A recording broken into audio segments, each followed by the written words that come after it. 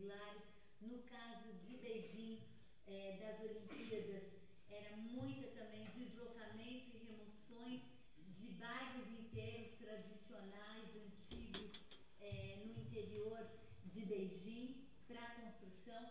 Claro que na China é tudo muito mais difícil encontrar informações, muito mais controlada a informação, mas se fala de 1 milhão de pessoas deslocadas, o que na China, né, 1 milhão tipo normal, né, é tudo vezes 10 mil, né, então parecia um número possível, né, plausível.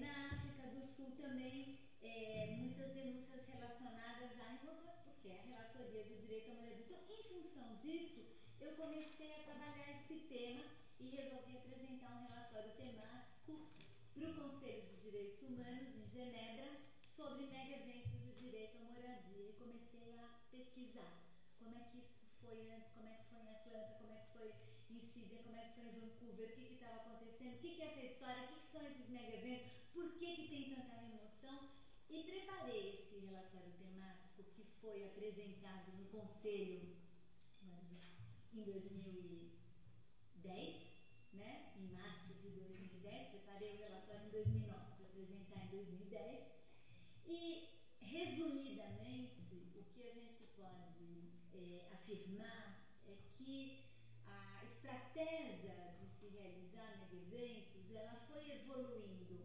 de uma situação, aí estou falando no período mais recente, no século XX, né? Ela transitou de uma situação pautada, isso enquanto ainda tínhamos a Guerra Fria, pelo confronto entre Estados Unidos e União Soviética para ver quem tinha os melhores atletas, quem ganhava mais medalhas. Então ela era muito influenciada por esse contexto na Guerra Fria, mas a partir das Olimpíadas de Los Angeles foi a primeira vez em que, além desse tema do esporte, da dimensão geopolítica do esporte, começou a ter também uma dimensão urbanística. Então, em Los Angeles foi a primeira vez.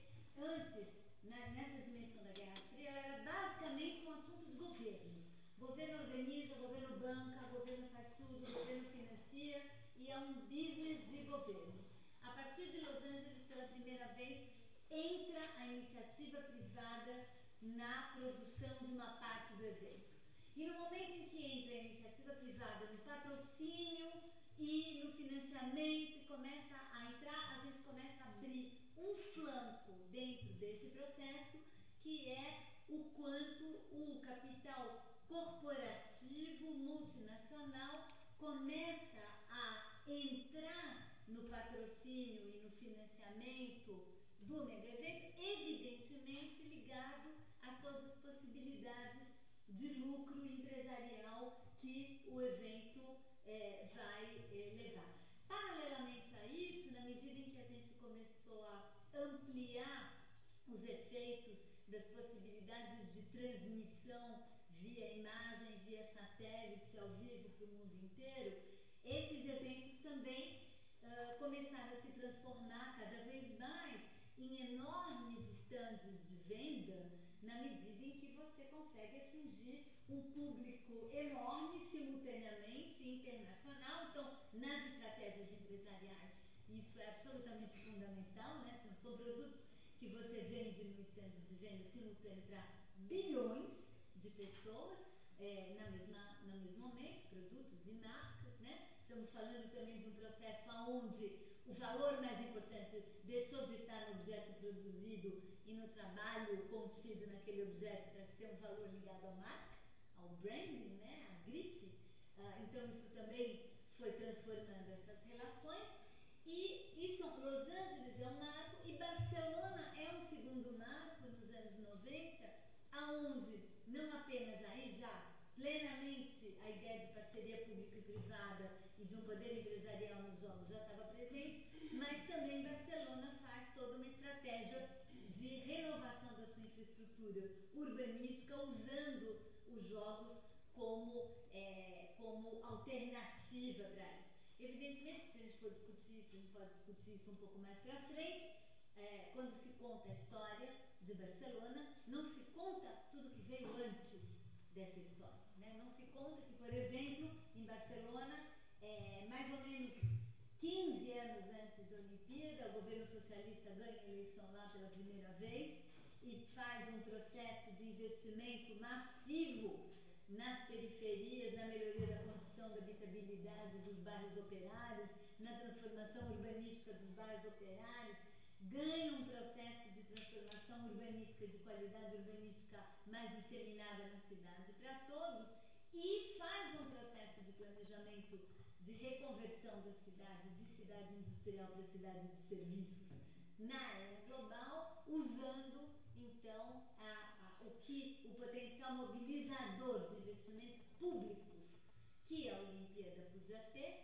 especialmente na Catalunha, isso era muito importante, contar com a grana do governo central, né? E faz toda uma estratégia de remodelação urbanística. A partir dali, em todas as experiências posteriores, sempre a gente vai ter uma relação entre um projeto e um processo de remodelação urbanística e a organização da cidade dos mega-eventos. E a dimensão transformada dos mega-eventos. E a dimensão transformada dos mega-eventos. E a dimensão transformada dos mega-eventos.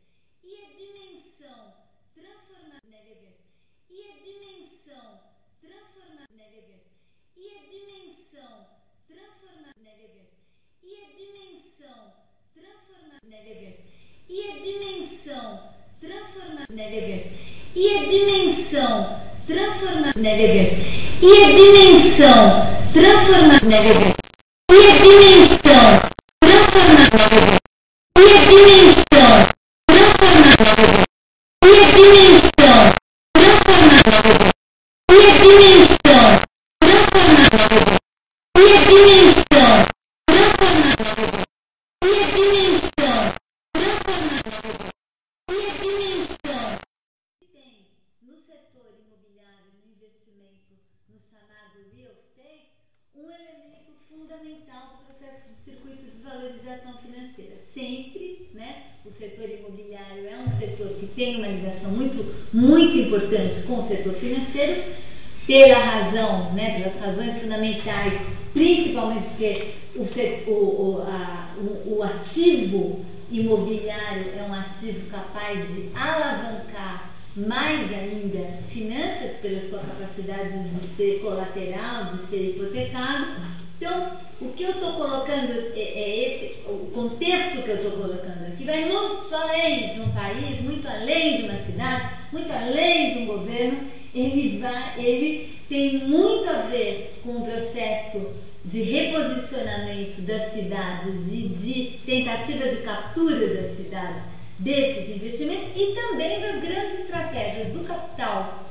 financeiro e do capital imobiliário e da sua necessidade, né, de abrir frente de expansão. Os mega-eventos, eles são absolutamente perfeitos para isso, não tem nada mais perfeito. Por que é perfeito? Ele é perfeito porque, primeiro, ele, como eu já disse, é um stand de venda gratuito, quer dizer, a própria cidade se vende. Imagina, numa transmissão como essa, e meses antes disso vai se falando da preparação, meses antes disso a cidade está em evidência e se fala dela, se fala dos projetos, e no mundo inteiro se fala dos projetos, e as empresas que estão ligadas a essa história não pagam nem um tostão de propaganda, quer dizer, isso daí é absolutamente gratuito. Então, isso é a primeira mágica. A segunda mágica é que é em torno do esporte. Então, a questão do esporte tem toda uma dimensão, digamos, sociocultural, psíquica, emocional, porque o esporte mobiliza paixões, porque o esporte, né, as pessoas gostam, porque a competição. Ainda entra um elemento mais forte ainda, que é o nacionalismo, é o meu time que vai ganhar contra o outro, então mobiliza paixões nacionalistas, né? Então é uma operação absolutamente blindada do ponto de vista político, cultural, social e econômico. Vai dizer que eu não quero saber do meu querido Brasil ganhar a Copa ou a Olimpíada Valentina. Em casa, será que vai ser? Não. Agora, claro, o que eu quero dizer com tudo isso, que esse negócio de os coitados que estão lá jogando, aquilo é de menos. Absolutamente de menos. Aquilo não tem a menor importância na história toda. A maior importância da história toda é a operação midiática, a operação empresarial, os lucros corporativos que a gente vai ter dentro disso e, mais recentemente, a transformação que isso vai provocar e a abertura de uma frente de expansão imobiliária, ou seja, os negócios em torno disso. E são negócios, insisto, a nível global, não são negócios locais, tem muito pouca relação com os negócios locais e mobiliza esses interesses muito mais internacionais. Esse é o contexto. É claro que esse contexto é generalizado. Agora, tem diferenças entre fazer uma Copa do Mundo na Alemanha e fazer uma Copa do Mundo na África do Sul ou no Brasil?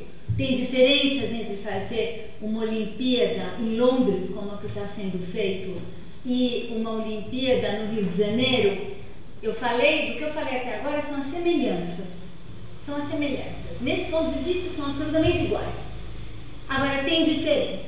Quais são as diferenças? Bom, a primeira diferença é que você, aqui no Brasil, como na Índia, como na África do Sul, nós estamos falando de uma intervenção sobre um território e sobre um tecido urbano marcado pela desigualdade, pela precariedade urbanística, pela inexistência de um grau básico de urbanidade básico garantido para todos, né? Nós estamos falando que nós estamos fazendo essa operação sobre isso. Isso não quer dizer que em Barcelona ou em Londres a gente não tem operações de valorização, de gentrificação, de enobrecimento, que vão acontecer expulsões brancas, porque vai valorizar o solo. Isso tudo acontece. Mas a radicalidade desse processo entre nós é outra dimensão. E, sobretudo, por quê? E aí é que vai entrar o dispositivo político mais importante do nosso modelo de exclusão territorial, que é a ambiguidade da relação com a terra, com a relação de posse dos assentamentos informais, dos loteamentos irregulares, dos processos de autoconstrução, das ocupações de terra, das favelas. Mesma coisa aqui na Índia, na África do Sul. Adivinha aonde são projetadas as grandes infraestruturas e os grandes equipamentos? Adivinha onde é o território onde vai acontecer essa grande abertura de frente? Evidentemente, em cima dessas áreas que são ambíguas do ponto de vista da sua pertinência à cidade e dos seus direitos em relação à terra. Por quê? Porque quando você vai fazer uma desapropriação na Vila Madalena, né, ou em Pinheiros, as pessoas vão contratar um advogado, vão discutir o valor da desapropriação na justiça e vai sair caríssimo. Mas em cima da favela, você vai lá, vai mandando todo mundo, vamos saindo daqui, pessoal, taranã, e ó, toma 5 mil, toma 10 mil, eu te dou aqui pela tua benfeitoria, e ter logo passe bem, que é mais ou menos os procedimentos que têm sido adotados nas várias cidades brasileiras nas suas preparações para a Copa do Mundo hoje, evidentemente com diferenças pelas cores e estilos locais dos governos locais e, sobretudo, também em função da capacidade de organização e resistência dos moradores, das associações, da sociedade civil, como que isso, qual é o jogo ali que ocorre. As diferenças têm muito a ver com isso, né? As diferenças de procedimento. Então, tem diferenças radicais entre Porto Alegre e Fortaleza, e não é só porque um está lá no norte e outro está lá no sul. Tem uma diferença da forma como, né, o governo responde ao tipo de associação, tipo de resistência e como trata essa questão. Então, esse quadro geral nos permite ver como isso está chegando aqui, né? Chegando entre nós. No Rio de Janeiro, é a coisa mais extrema, porque coincide a Olimpíada e a Copa do Mundo, e também o Rio de Janeiro tem uma convergência muito grande de outros processos, né? Um alinhamento dos 3 governos absoluto em torno de uma pauta, de uma agenda, a estratégia toda no Rio de Janeiro da ideia de uma recuperação da cidade e das UPPs, enfim, tem toda uma intensidade muito grande desse processo no Rio de Janeiro, mas ele está presente em várias outras cidades do país. Então, especificamente em torno da questão da moradia, acho que o Dito vai falar muito mais que eu, os processos que têm acontecido são processos de remoções que não obedecem o direito à moradia, porque no campo do direito internacional relativo ao direito à moradia, evidentemente que muitas vezes remoções acontecem, podem acontecer, muitas vezes devem acontecer, fazem parte do processo de desenvolvimento. Só que tem maneiras de fazer isso, né? E, sobretudo, elas têm que obedecer, têm que ser participativas, têm que envolver as comunidades afetadas, as compensações ou reassentamentos têm que ser adequados, têm que ser acordados com as comunidades, os reassentamentos têm que permitir uma nova moradia melhor do que aquela que estava lá. A nova moradia não é um teto e 4 paredes sem fim em qualquer lugar, sobretudo num lugar nada. Moradia inclui a localização e a inserção urbana e o acesso ao transporte, aos serviços, às fontes de renda, aos equipamentos. Tudo isso está incluído nos elementos do direito à moradia adequada. A casa em si é um dos elementos, nem sempre o mais importante, aliás, né, depende muito do contexto. Então, toda a maneira como isso tem sido feito diz respeito a absolutamente todo esse processo.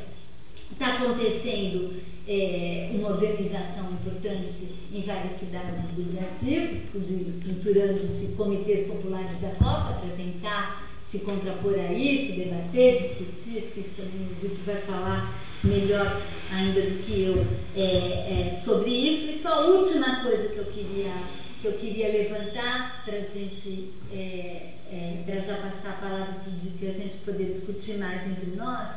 Eu vou usar uma expressão que o Carlos Weiner tem usado nesse contexto, porque eu acho que é uma questão bastante importante que vai além também da questão urbanística e da questão do direito de moradia, que é a ideia de um estado de exceção ou um estado de emergência, como foi usado por um outro pesquisador que analisou a experiência de Atenas. Gente, aliás, olha o que deu, né? Olha a situação da Grécia, né? Depois de todos os investimentos que fez na Copa, etc. Uma parte importantíssima da dívida pública, o legado, uma parte importante do legado é o que está rolando agora, não só em relação à Copa, mas também Olimpíada, mas também outros elementos também. Mas a discussão do estado de emergência, do estado de exceção, vocês devem estar acompanhando a discussão sobre a aprovação de uma lei geral sobre a Copa no Congresso.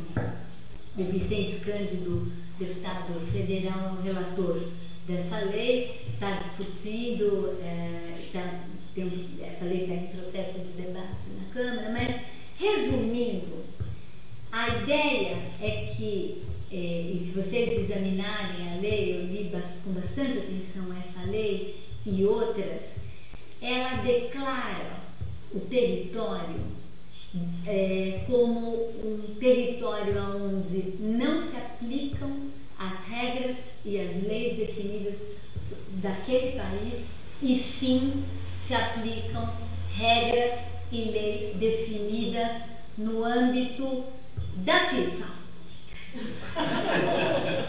Agora, o que é a FIFA? Então aí eu diferencio um pouco o COI da FIFA, são duas estruturas diferentes. A FIFA, o COI, tanto num caso como no outro, tem tudo isso que eu falei. O COI tenta manter uma aparência muito maior de ética e credibilidade e pertinência às nações, procura, né, no processo todo de construção do relatório dos mega eventos, eu procurei as duas instituições, a FIFA nem respondeu minhas cartas, o COI respondeu, fizemos várias reuniões, discutimos uma resolução em relação ao direito à moradia para entrar no texto, foram lá na hora de discutir isso no Conselho de Direitos Humanos, me mandam uma carta de vez em quando perguntando, e aí, tudo bem? Né?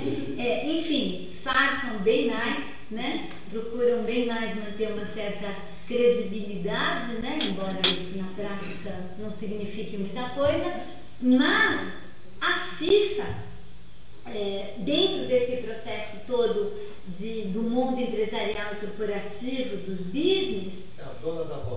Não, é a dona da bola, mas assim, no mais puro estilo máfia, né? Uma estrutura absolutamente corrupta, uma estrutura aonde os dirigentes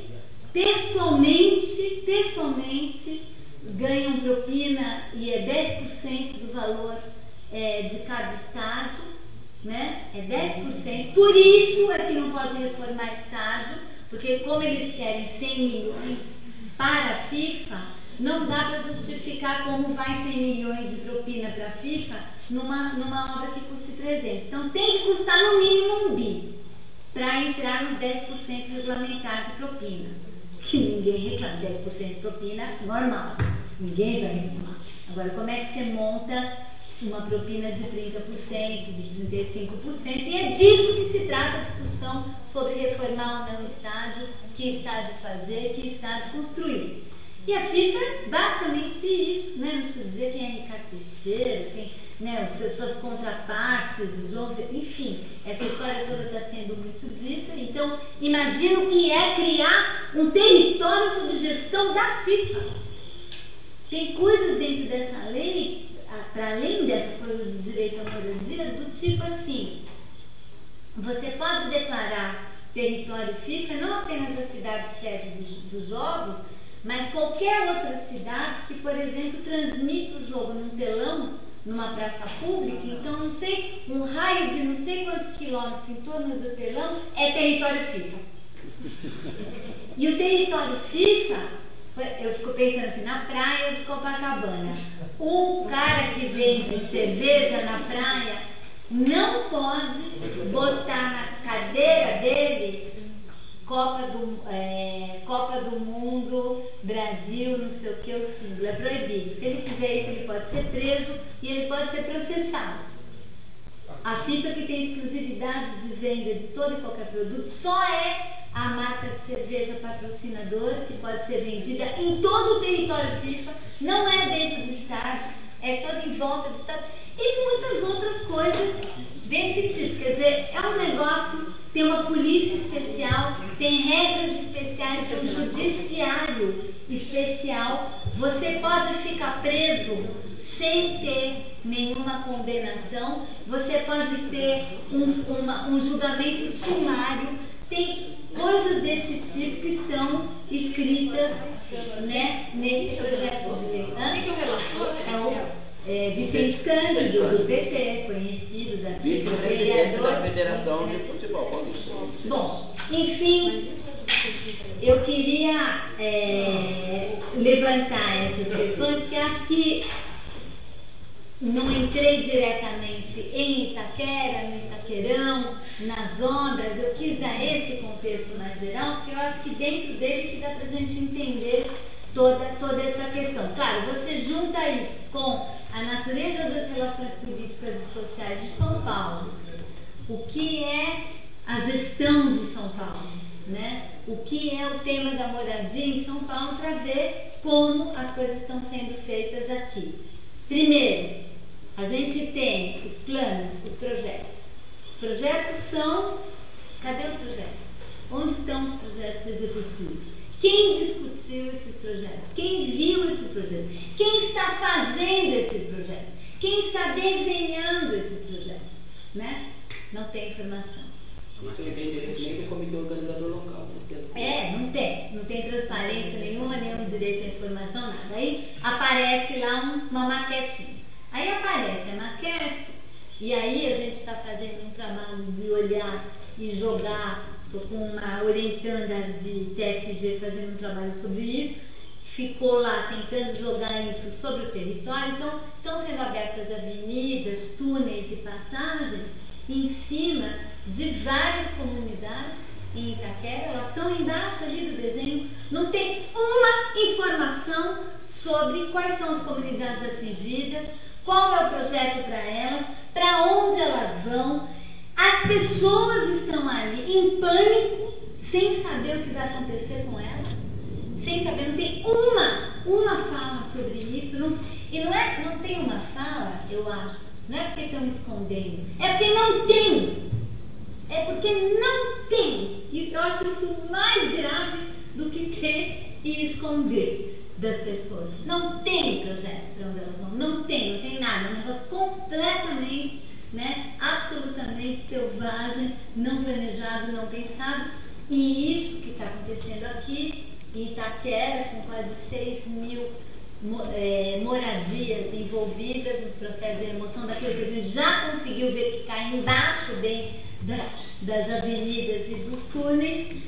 Isso também está acontecendo em outras cidades do Brasil, exatamente da mesma maneira e como um processo generalizado, como se o Estatuto da Cidade, o direito à moradia na Constituição, o direito à terra e moradia, em todas as leis de regularização, as 450 leis de regularizações que foram decretadas, isso aí não vale nada, não serve para nada. Desculpa, pessoal, a gente estava brincando, não é? Agora que tem dinheiro, que é para valer, então isso tudo não vale mais nada, não serve mais para nada, porque agora vamos falar sério, com as coisas que realmente importam, que são esses grandes investimentos e os seus interlocutores. Acho que é essa situação que a gente tem hoje em São Paulo e no Brasil, e acho absolutamente fundamental que uma resistência e uma contraposição a esse processo, por mais difícil que seja, em se tratando de Copa do Mundo e Olimpíada, é necessária e bastante urgente. Obrigada.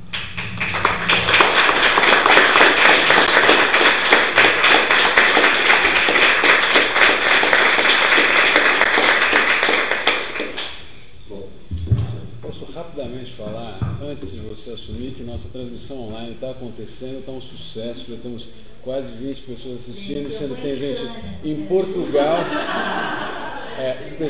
tem Portugal e Chile aqui acompanhando a programação, assim, da Vila Madalena para o mundo. Muito bom. Tá certo. Tá lá, dito. Bom, boa noite também para todos e todas. Eu queria agradecer o convite aqui da Casa da Cidade, para que a gente pudesse vir aqui fazer parte desse debate, na mesa de bar, que a gente tem tido a oportunidade, de estar junto em vários momentos nesse processo, que cuidando um pouco mais desse processo mais geral. A gente tem levado ela e os comitês populares para várias comunidades, grupos, dada a importância também que a Raquel tem toda essa conjuntura e a visibilidade também que ganha, fala dela nesse processo, e o processo também de fortalecimento das nossas comunidades nessa dura resistência que é viver e passar por esse momento. Importante também a gente fazer essa reflexão aqui hoje, porque é um dia muito especial para nós, que nós do Movimento Moradia acabamos de fazer uma série de ocupações na cidade de São Paulo. Foram 10 ocupações, de ontem à noite para cá. Nós já tínhamos feito 4 no começo de outubro, na Jornada Nacional de Luta, aqui em São Paulo, e agora mais 10 prédios aí, do governo municipal, privado, e também da CDHU, que o movimento decidiu ocupar, no texto nós dizemos que nós perdemos a paciência e perdemos mesmo, a situação que está vivendo a cidade de São Paulo. Dentro dessa linha que a Raquel colocou, do tal stand de venda, da cidade vitrine, esse espaço, essa cidade, então não tem lugar para os sem teto, não tem lugar para os favelados, para os trabalhadores informais. Vocês viram os camelôs que aconteceu a semana passada, aqui em São Paulo, ali na Feira da Madrugada, a forma como a prefeitura tratou os trabalhadores, tem duas estratégias. A primeira estratégia de desqualificando, né, e criminalizando. Quando é um movimento social, processo pesado de desqualificação dos movimentos, dos trabalhadores informais, processo de criminalização muito grande primeiro, né? Sempre esses processos, eles vêm, né, junto com esses processos, vem sempre um processo de estigmatização das comunidades, né? Vou comentar um pouco sobre essa questão da nova luz, que nós vamos estar um pouco discutindo, né? Desvalorização, rebaixamento imobiliário, valorização imobiliária da região, né? Criminalização do povo, né? E depois expulsão pura e simplesmente um verdadeiro ataque, né? Como aconteceu com os trabalhadores informais na semana passada aqui na região da Feira da Madrugada. Porque a Prefeitura de São Paulo tem um projeto para a reurbanização do Parque Dom Pedro, que passou inclusive pela demolição, né, do edifício São Vito e Mercúrio, e tem todo um projeto de renovação urbana, junto com Nova Luz, um projeto de renovação urbana para a região do Pari, né, e do Parque Dom Pedro. Né? Então, dizendo assim, que esse projeto da cidade de vitrine, stand de venda, né? Então não tem lugar para favelado, para sem teto, morador de cortiço, morador de rua, né? E os impactos, né, sociais, né? Então os impactos da Copa, né, eles batem diretamente sobre esses grupos, né, e sobre essas comunidades. Né? Não é à toa que o conjunto de projetos, né, em curso na cidade e na região metropolitana, né, eles são todos praticamente, né, para terminar ou em 2014 ou pouco depois de 2014, mas a meta é 2014. Né? Então, por exemplo, agora as obras, né, o processo de privatização do aeroporto de Guarulhos e a construção aí do terminal do aeroporto, o novo terminal do aeroporto de Guarulhos, que toda essa discussão da situação dos aeroportos, aqui não vai ter, como vem muito turista, né, para os jovens, não sei o que, né, tem que construir lá um outro terminal do aeroporto. Se construir o tal terminal do aeroporto, não sei se tem alguém de Guarulhos aqui, pelo menos 4.000 famílias vão ter que ser removidas na região de Guarulhos, né, para a construção, né, porque é como se fosse a volta assim, do aeroporto, eles vão fazer mais um pedaço, né, do terminal do outro lado. Né? E ali tem um monte de comunidades, né, que vão ser removidas para fazer as obras do aeroporto. Né? E estão falando de 3 a 4.000 famílias. Né?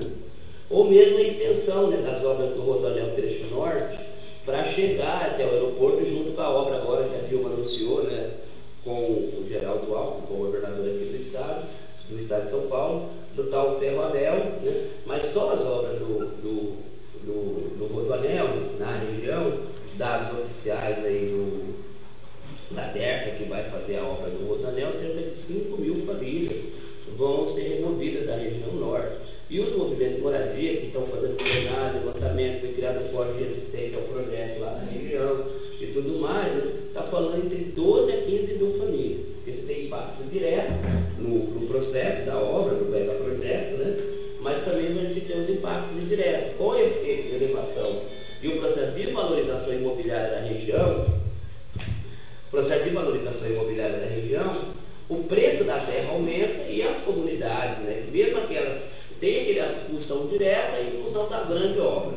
E depois aquela expulsão indireta com o processo de valorização imobiliária da região, porque chega ali, né, o setor imobiliário, né, compra aquelas casas e tudo mais e expulsa as comunidades, o povo daquela região e o pessoal vai morar, não se sabe aonde, que se vira aonde vai morar. A mesma coisa, né, foi, por exemplo, a construção e a melhoria, as obras viárias e tudo mais, de adequação viária da Marginal do Tietê. Né? A propósito, só na região da Marginal do Tietê, não sei se vocês lembram, acompanharam pelo jornal, a resistência da favela do Saco, né, que ali na região da Lapa, né, onde está o pessoal ali na região da Lapa. Entre as obras, né, o cruzamento da Anhanguera, né, onde termina a Marginal Pinheiros e começa a Marginal Tietê, até o Ticoatira, na saída do aeroporto de Guarulhos, né, foram 17 comunidades removidas já. Né? Só algumas comunidades estão resistindo, porque ou tem ação de uso campeão em parceria com a Defensoria Pública, né, ou estão lutando, né, mesmo, né, como o caso, por exemplo, da favela do Saco. Mesmo a favela do Moinho, um pouco mais para frente, tem uma ação de uso campeão deposta pelo pessoal do escritório modelo na parceria com a Defensoria Pública. Canindé, várias comunidades na região, que a gente tem feito, né, uma blindagem aí, do ponto de vista jurídico, para tentar garantir que as comunidades fiquem. Mas a grande maioria dessas comunidades não estão sendo removidas. Comunidade antiga, por exemplo, ali no viaduto, perto do Estadão ali, né, lá no viaduto tinha uma favela chamada Aldeinho, né, Adriana, não sei se você lembra da Aldeinho, na época da Luísa Elvira, a gente fazia reunião lá, né, na comunidade. Essa comunidade que ficava ali há 17 anos foi removida em 15 dias dali da região. Simplesmente varrida, comunidade de quase 2.000 pessoas removidas praticamente da noite para o dia. Né? Uma associação, muitas vezes, né, ao tráfico local, inclusive, para ameaçar as comunidades, as pessoas e tirar todo mundo dali. Né? E com aquela proposta que a Raquel falou, né? Então chega na casa das pessoas, coloca um número, né? Marca a casa, um símbolo que as pessoas não entendem, né?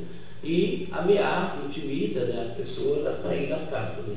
Ou para receber uma verba de R$3.000, né, que a gente está chamando de cheque de espelho, ou uma proposta de 30 meses, né, para receber uma verba de aluguel, de apoio de aluguel, né, que é o Bolsa Aluguel, agora parceria social, nada social essa parceria, né, de 30 meses, né, R$300 por mês. Ou seja, a pessoa vai receber R$9.000 em 30 meses para deixar a casa e vai morar não se sabe aonde, sem nenhuma garantia que depois essa pessoa vai receber uma nova moradia.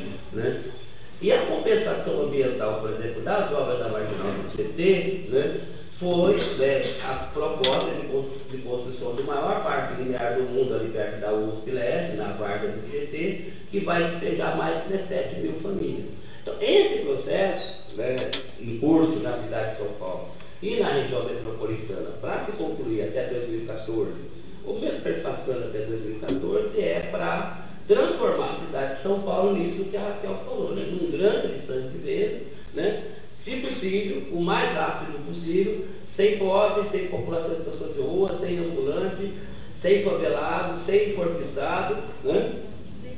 E o mesmo projeto higienista, né, em curso no centro da cidade, ele se expandiu, né, para toda a cidade mesmo, inclusive para essa estratégia para a parte da região metropolitana da cidade. E para vocês, né, esse processo ele se repete nas 12 cidades sérias. A estratégia é absolutamente a mesma, né, claro, resguardada uma ou outra diferença de estratégia, mas acontece do mesmo jeito. Né? A Juliana está acompanhando agora uma remoção de quantas famílias na Rua do Hipódromo, Juliana? Ali, né? 50 famílias na Rua do Hipódromo, né? A proposta da prefeitura é isso, né? Uma bolsa aluguel, para as pessoas saírem. Né? Não tem proposta de reassentamento das comunidades, não tem projeto, não tem absolutamente nada. Então, é uma política, né, então, muito maior, né, montada de fato, né, para expulsar os pobres. Por isso que nessa conjuntura a importância, né, das nossas ocupações aqui no centro de São Paulo, a importância da construção do comitê, do movimento Acampa Sampa, né, que está ali debaixo do Vale do Engabaú, né, ali na região do Vale. Uma conjunta de outras ações que vem acontecendo na cidade, né, porque tem muitos grupos de resistência, muitos, vocês não conseguem nem imaginar, porque todos os dias surgem, né, grupos, articulações locais, processos, né, com articulações de movimentos culturais, né, se organizando para resistir, e no Brasil inteiro, né, para resistir a esse processo. Muitos jovens se envolvendo nesse processo, né, o que nos dá uma esperança de que a gente pode barrar, ou minimamente, né, construir uma alternativa a essa agenda que está em curso na cidade de São Paulo e nas 12 cidades onde vão acontecer os Jogos da Copa do Mundo 2014, ou no Rio de Janeiro, né, a Olimpíada de 2016. Né. A gente conseguiu aprovar agora, né, depois de muita briga, né, duas resoluções importantes. Né, uma medida provisória. A medida provisória, claro que ela está embutida uma outra coisa, mas é sobre a questão dos reassentamentos em função, né, da situação climática, né? Mas muitas das remoções hoje que vem acontecendo na cidade de São Paulo, na cidade do Rio de Janeiro e mesmo em outras cidades, é o risco ambiental. Eles estão associando o risco ambiental aos processos de remoção e aos processos de despejo, né? E o artigo 3 lá da medida provisória 547, né, fala da obrigação do reassentamento das comunidades, para a garantia do reassentamento. E a outra coisa foi a constituição do comitê, do grupo de trabalho no âmbito da Secretaria Nacional de Direitos Humanos, né, para a gente também monitorar essa questão dos despejos, das remoções, enfim, fortalecer também no âmbito nacional as denúncias. Nós temos também uma parceria com o Ministério Público Federal, né, que tem cumprido um papel importante nessa agenda, né, no sentido também de fazer não só as defensorias públicas, né, em nível da União, mas também as defensorias públicas locais, o Ministério Público Federal e os Ministérios Públicos estaduais também têm tido um papel importante nessa agenda, no sentido também de construir esse processo de resistência junto às comunidades para evitar, né, as remoções, né, essas remoções que são absolutamente, né, arbitrárias, né, indevidas, enfim, né, inadequadas, né, do ponto de vista, né, daquilo que está discutido, né, e apontado, inclusive, né, não só no relatório, mas naquilo que a ONU determina, né, como garantia do direito à moradia digna ou do direito à moradia adequada para as comunidades, né. Aqui em São Paulo nós temos constituído um comitê popular, a COPA, né, nós temos, na verdade, 2 comitês. Tem um comitê popular que está constituído, que é um comitê de caráter um pouco mais geral. A gente se reúne uma vez por mês no Sindicato dos Advogados para discutir estratégia de luta, de resistência, e tem vários grupos. Então tem a Associação Nacional dos Torcedores, né? Aí tem um grupo chamado, que articula também lá com a Associação Nacional dos Torcedores, que é o Autônomo Futebol Clube. Tem o pessoal do Autônomo também legal, é uma molecada boa aí, né? Tem também o pessoal da Assembleia Popular, do Jubileu Sul, vários outros grupos, né? O pessoal do Movimento de Moradia, nós da Central de Movimentos Populares, um conjunto de organizações que está se reunindo uma vez por mês no Comitê Popular da Copa. Temos feito uma parceria estratégica boa com a Defensoria Pública, no sentido de buscar garantir ou resistir aos processos de remoções. Quando não consegue nenhuma negociação da prefeitura, nenhum tipo de articulação, interpõe e entra com as ações civis públicas, né, para tentar impedir a remoção ou despejo, para tentar ver se a gente consegue garantir algum tipo de negociação nesse processo, ou mesmo uma alternativa de reassentamento para as comunidades. No caso lá de Itaquera, foi constituído um outro comitê. Tem 2 movimentos em Itaquera. Tem um movimento em Itaquera chamado Nossa Itaquera, é um movimento antigo já da região, né?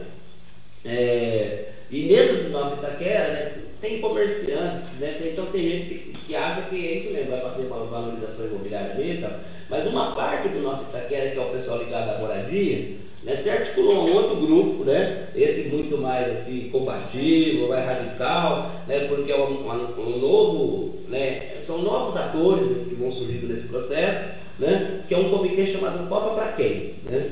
E junto, né, porque perceber, e claro, foi uma ação inteligente dos 2 grupos, que parece que um não vai viver sem o outro nessa agenda, né? Porque então eles têm se articulado, conseguiram fazer, né? Porque as comunidades na região de Itaquera, elas estão muito desorganizadas, né? Por quê? Porque estão ali há muitos anos, são comunidades consolidadas, e até então estavam lá, né, vamos dizer assim, né, entre aspas, mais ou menos tranquilas, pelo menos. Já tinha, por exemplo, uma proposta do Parque Linear, que é o Parque Linear do Rio Verde, que é a Operação Urbana Rio Verde Jacu, né, que é uma grande intervenção urbana na Zona Leste, vai rasgar, né, a Zona Leste, né, as crianças aqui, vai de cima a baixo, né, e uma série de obras e de intervenções na região da Operação Urbana, que é um projeto de longo prazo da Prefeitura para a região, né, da Zona Leste, né. Mas dentro desse processo tem alguns polos, né, que são polos de desenvolvimento tecnológico que vai ligar o polo de desenvolvimento tecnológico no centro da operação urbana para dentro da onde vai ser construído o estádio. E aí que a Raquel falou que na construção desse polo tecnológico é que vão passar, vai ser feita a abertura de ruas, de avenidas, né, nesse processo, e aí, né, por incrível que pareça, né, praticamente todas as comunidades daquela região, favela, vão ser removidas. Então, que é a favela, então, Vila da Paz, né, que é a favela mais conhecida, que tem aparecido mais, que o pessoal tem, né, tem mais se organizado, né, o seu Pedro está lá, né, tem um grupo bom. A Caetitu, né, que é uma favela também que está próxima a Jacopêssego, né. o Parque Linear do Rio Verde, então, que é um rio mesmo que sai quase do estádio, então aí tem algumas comunidades também que vão ser atingidas, né? A Vila Progresso, que faz parte de um plano de alargamento da Marginal da Rádio Leste, uma comunidade chamada Campanella, que é mais no centro de Itaquera, e uma outra comunidade que também é atrás do shopping de Itaquera, que é uma comunidade chamada Pacarana Zorrilo. Tem mais um monte de comunidade pequena, então descobrimos agora que tem um conjunto que foi construído pela então prefeita Luísa Erundina, que é um conjunto chamado Jardim Rincão, que está ali, né, também perto, e eles estão morrendo de medo, porque não está fazendo parte, eles estão com medo de ser removidos e tudo mais, então foram na prefeitura disse que não tem nada, mas como eles estão falando isso direto, a gente estava falando, olha, os projetos estão aí, porque a Jéssica fez um mapeamento sobrepondo os mapas, os projetos, porque ninguém conseguia informação, e a gente viu que quando coloca os mapas, está tudo em cima das comunidades, né? Então, foi importante a Jéssica aqui um dia, né, para mostrar o trabalho que ela fez, né? E ela falou mesmo, você vai fazer, menina? Ela fez, ficou bonito o negócio, né? Então, e saiu o projeto. Então, o povo lá de Itaquera, nós fizemos no dia 20 de setembro, no dia 17 de setembro, nós fizemos um encontro lá em Itaquera com as comunidades, reunimos lá umas 400 pessoas de todas as comunidades. Foi constituído um comitê local de cada comunidade, e eles têm se reunido praticamente semanalmente. Então tem um processo de organização local lá acontecendo, vem aparecendo vários grupos para ajudar. Então em todas as comunidades, né, muito bem, a gente joga aqui, nova, animada, né, pedir apoio para ver se é possível, o que é possível ajudar, o que é possível a gente pensar junto, para ajudar essas comunidades a resistir. Então o pessoal lá em Itaquera, tanto o nosso Itaquera quanto o Comitê Copa Taquém, estão absolutamente abertos para apoios, né, nesse processo, porque senão não vai sobrar pedra sobre pedra nesse processo. Então, são algumas questões, né, então, sobre o funcionamento do Comitê Popular da Copa, o conjunto de remoções, isso sou eu que estou falando, saiu uma matéria há um pouco mais de um ano, inclusive o Cazu ajudou um pouco nessa articulação, um repórter da Folha de São Paulo chamado José Benedito, da Folha de São Paulo, fez um levantamento sobre as comunidades ameaçadas e processo de deslocamento. Ele está falando, depois eu posso mandar esse artigo para vocês, que eu guardei, está na internet, né? E está faltando lá uma série de outras comunidades, mas ele está falando em 80 mil famílias que poderá sofrer algum processo de remoção ou deslocamento até 2014. 250 mil pessoas na cidade de São Paulo. 10% das pessoas que moram em favela na cidade, né? Em Cortiço junto, falou 2 milhões de pessoas em favela, é disso que está se falando nesse processo que está acontecendo na cidade de São Paulo, sem falar dos trabalhadores informais, das situações de moradia precária em Cortiço e toda essa situação. Então é urgente, né, que a gente se organize mesmo, né? Por isso que é importante, né, que a gente está aqui na Casa da Cidade para pensar quais estratégias que nós podemos ter do ponto de vista coletivo para sair, né, dessa situação, desse cerco e desse ataque, né, do capital internacional, né, e transnacional, imobiliário, né, sobre as nossas comunidades, e como é que nós vamos construir a partir dessa nossa articulação um polo de resistência para avançar na luta, né?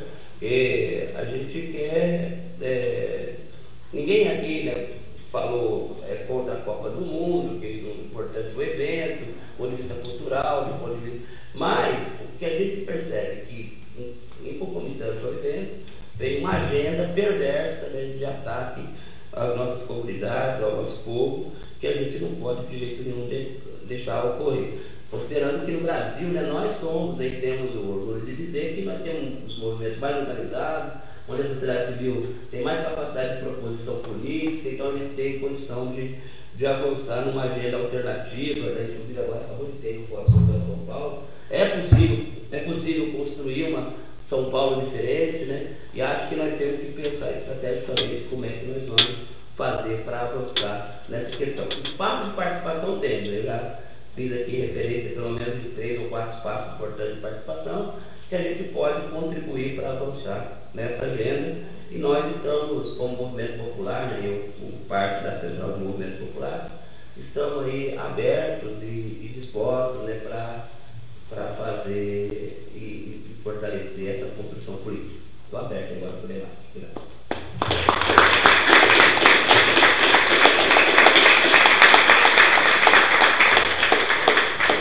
Obrigado, Dito.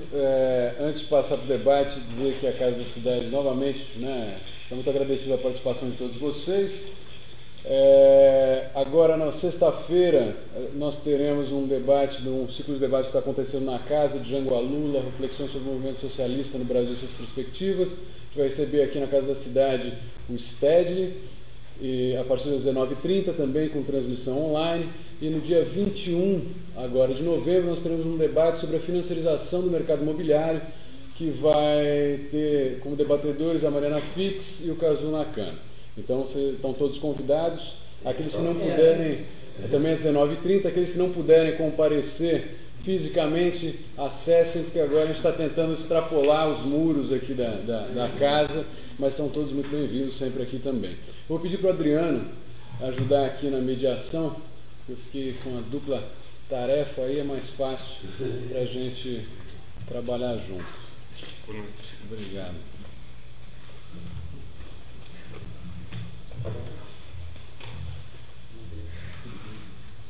Vamos lá, perguntas, né? O debate está aberto. Pergunta, debate, comentários. Quem começa?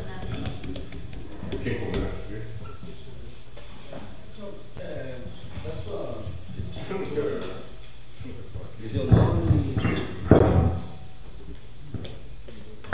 Meu nome é Hélio. Dessa pesquisa toda que você fez na relatoria, essa legislação de exceção é regra, mesmo nos países europeus, de primeiro mundo? Aí? Acho que era bom as 2, 3 perguntas, senão eu não vou conseguir. Se tiver, tem mais? Senão a gente já vai perguntar.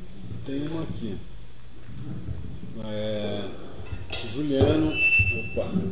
Juliano, que era um dos estrangeiros, brasileiros, não vai dar, eu acho que eu vou pegar aqui. Estão apanhando. Mas pega porque tem microfone aqui. Mas o Juliano, que era um dos nossos estrangeiros no site, pergunta como a relatoria de Direito à Moradia e o Grupo de Trabalho da Secretaria de Direitos Humanos podem influenciar no processo de desapropriação que terá curso na Vila Autódromo decorrente das obras do Parque Olímpico no Rio. O escritório inglês que está fazendo o projeto urbanístico não colocou a saída das famílias como impeditivo para a realização do projeto. Não houve necessidade de utilizar a área, mas a Prefeitura, de acordo com o contrato de PPP, vai retirar as famílias de qualquer maneira. E aí ele coloca um link para uma notícia sobre isso. Aí é uma das perguntas. Eu sou Gustavo, aqui da casa. Raquel, gostaria que você avançasse um pouco na questão dessa lei, dessa discussão dessa lei, da qual o vice-presidente é o relator, e ver de quais são as forças que estão neste momento no Congresso se opondo a isso.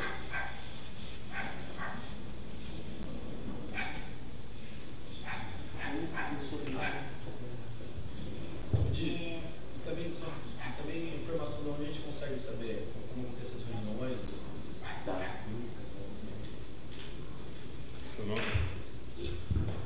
Isso se apresenta. Isso. Leonardo Vieira, eu queria perguntar como que vocês percebem que o movimento sindical tem reagido a essas preocupações, tanto na maneira de influenciar a própria lei geral e das cidades, das duas, né?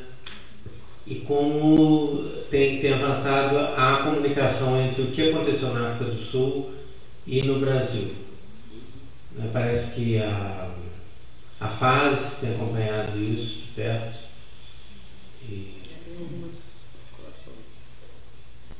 Então, até outros grupos, né, Rebrief, como que o pessoal das centrais, né, como eles têm reagido, ou como deveriam, qual a expectativa que vocês teriam?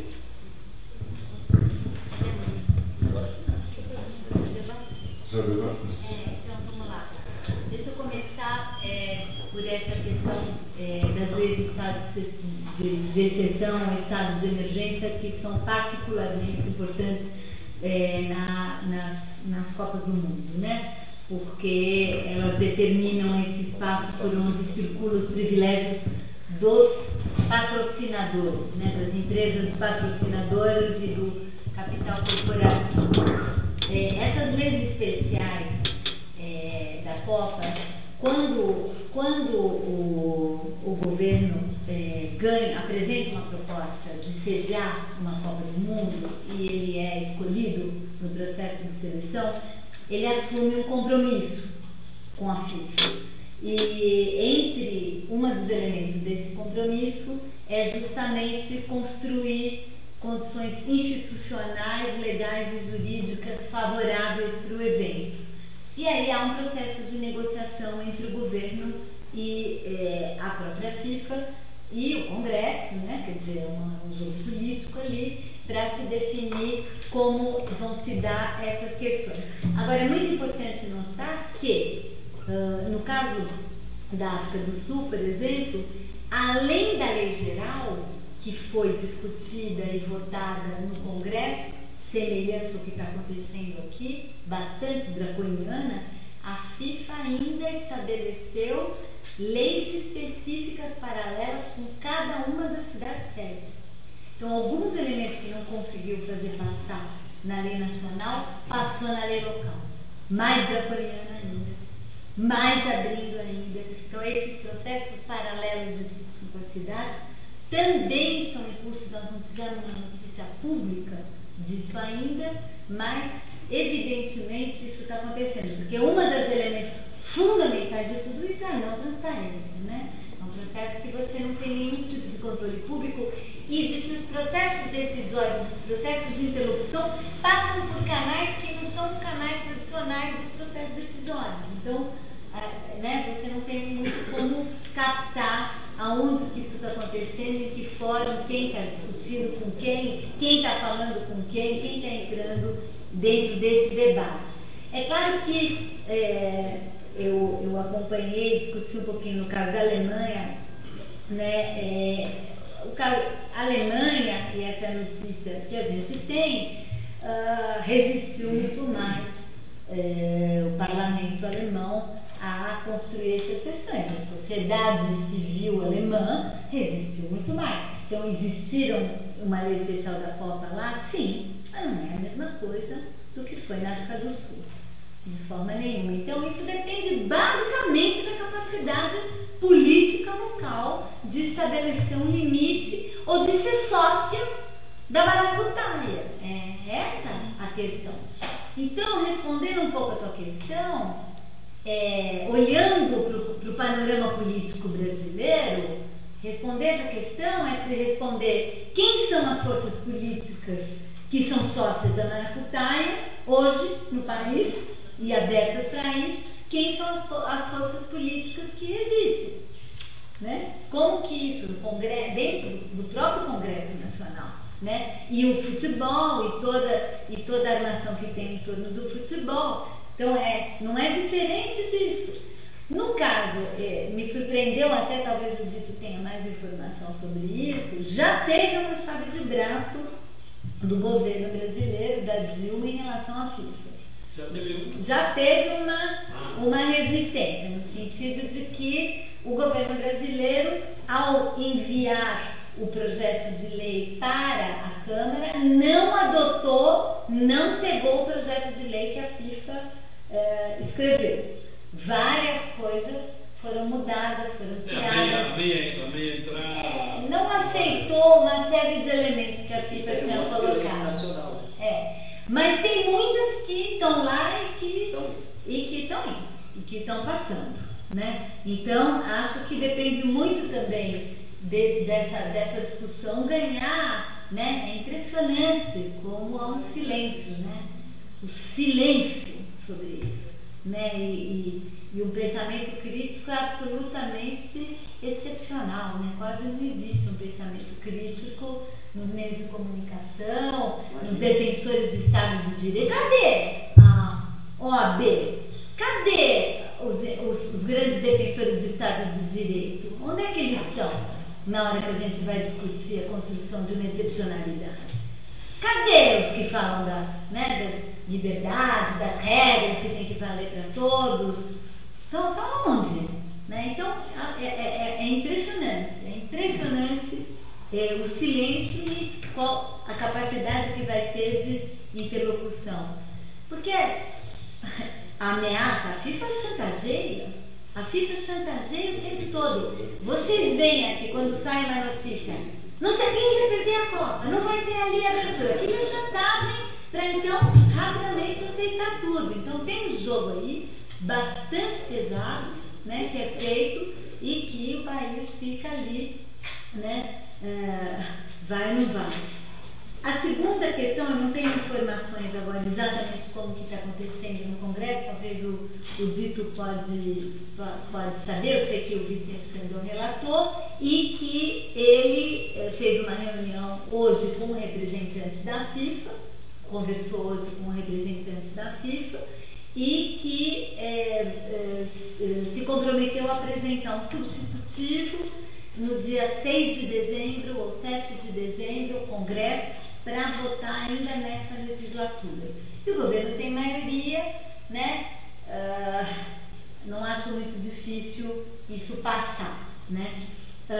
Em relação à questão do grupo de trabalho, quando eu enviei uma correspondência ao governo brasileiro no final do ano passado, uma comunicação, que a relatoria pode fazer isso, né? Uma comunicação ao governo preocupada com as remoções, as ameaças de remoção e pedindo um posicionamento do governo brasileiro em relação a isso. Como eu não tive nenhum tipo de resposta a essa comunicação, então depois de vários meses eu fui a público e soltei um comunicado de imprensa falando disso. Isso teve bastante repercussão, né?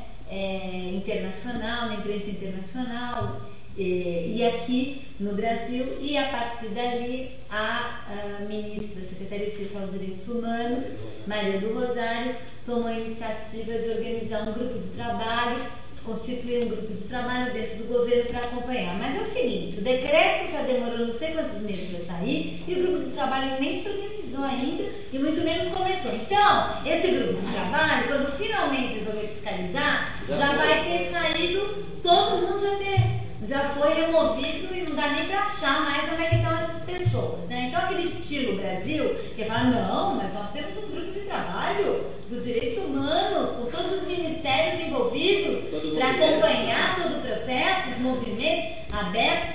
O representante do Brasil da ONU agora em Nova York levantou para fazer essa declaração no plenário quando eu estava falando, não, nós temos um grupo de trabalho. Aquele estilo Brasil, né? Tem, mas está faltando, porque tem um grupo de trabalho, mas esse grupo de trabalho não existe, não se reúne, não faz, não incide, né?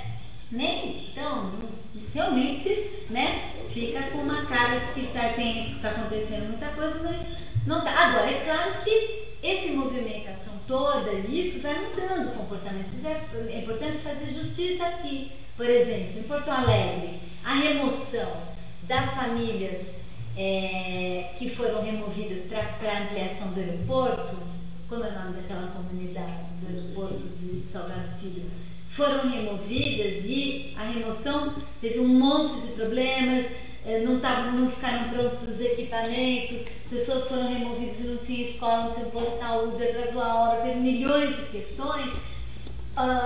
O processo de organização fez com que o processo que está sendo agora elaborado de remoção para a construção de uma avenida que vai fazer a ligação com o aeroporto, já está sendo feito de outra maneira.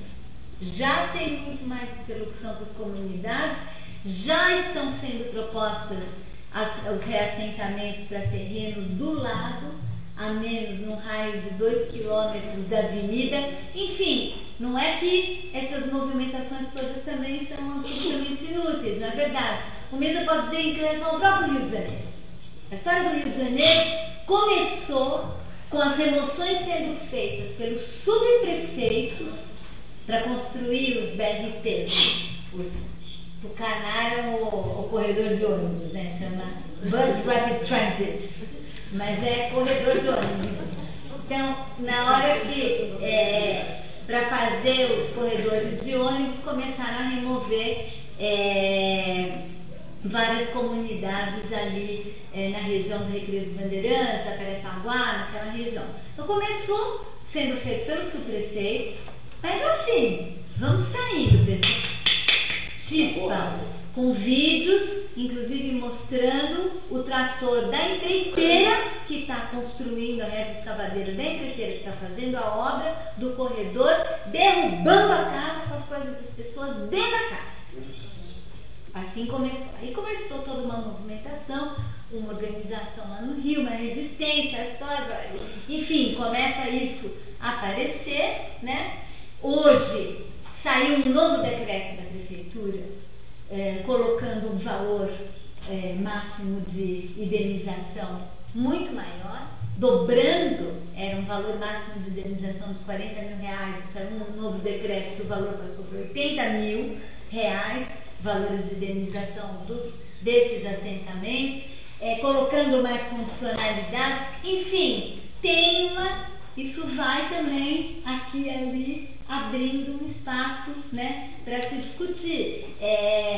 A Secretaria de Habitação começou a ir às comunidades fazer a apresentação da obra, nunca tinha feito isso, começou a fazer, então essa pressão acaba resultando. O que não quer dizer absolutamente que a coisa está tudo resolvida, e um exemplo é esse exemplo que o Juliano deu, da Vila do Autódromo.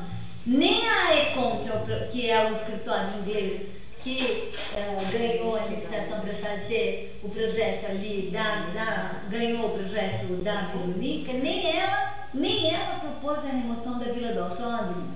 A Vila do Autódromo, em função do projeto olímpico, não precisa ser removida. Ela vai ser removida pura e simplesmente porque é inadmissível por um projeto excludente de cidade imaginar que vai fazer ali uma área lindíssima de classe média, com grande investimento em espaço público, e vai ter uma comunidade consolidada ali. Como é possível com uma comunidade consolidada ali? Vai ter que tirar, mas não porque vai passar uma linha ou uma avenida ou um equipamento, nada, não tem nada previsto para essa área. Então, a Vila do Autódromo acabou se transformando num símbolo de resistência, porque ela já resistiu à remoção no PAN. No Pan-Americano já queria remover. Ela resiste desde então, continua resistindo, e a prefeitura hoje, em função disso, apresenta uma proposta para a Vila do Autódromo de reassentamento numa área bastante próxima, do outro lado, né, de toda a comunidade, fazendo um projeto que inclui escolas, enfim, a prefeitura foi melhorando a proposta, mas insiste, a comunidade insiste de que não é necessário ser removida, não tem por que ser removida. Então, e eu também acho exatamente a mesma coisa, acho muito importante a Vila do Autódromo continuar, porque que modelo de cidade é esse? É isso que o Dito estava levantando, né? Por que todo mundo tem que sair? E, finalmente, essa questão do movimento sindical. Algumas iniciativas começaram a acontecer no âmbito do movimento sindical, motivados, sobretudo, por centrais sindicais internacionais que tiveram envolvidas, no caso da África do Sul, nos processos de resistência lá, e que começaram também a chamar e a mobilizar os sindicatos. Evidentemente, já começou a acontecer, vocês já puderam ver, principalmente o Sindicato da Indústria da Construção, já começaram a acontecer algumas greves. Já teve greve na obra do Maracanã, né? Nem sei se está em greve ou não ainda, nem sei o que aconteceu. Já aconteceram várias greves. Está vendo na cidade da Copa em Recife.